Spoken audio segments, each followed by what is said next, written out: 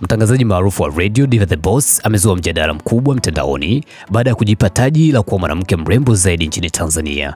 Kupitia mtandao wa TikTok Live, amesema kwa kujiamini kuwa si tu mwanamke mrembo bali pia ni tajiri. Diva amesema kuwa ana kila sababu ya kujithamini na kujisifia, akisisitiza kuwa mafanikio yake, mtindo wa maisha na muonekano wake vinampa nafasi ya kusema hivyo bila uoga.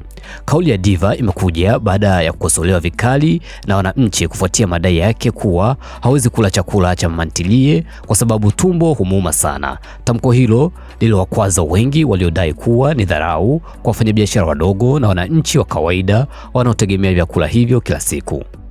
Hata hivyo, Diva ameonekana kuchukua msimamo wa kujitetea na kujionyesha kuwa hana haja ya kuomba radhi, bali anaendelea kusisitiza mtazamo wake kuhusu maisha na hadhi yake.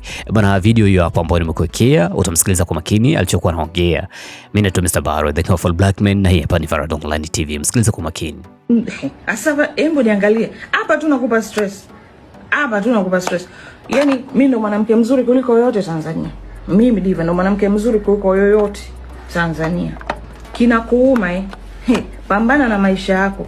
Yaani wewe ambao unajifanya mzuri, mrembo na shepu nzuri, 500 benki una.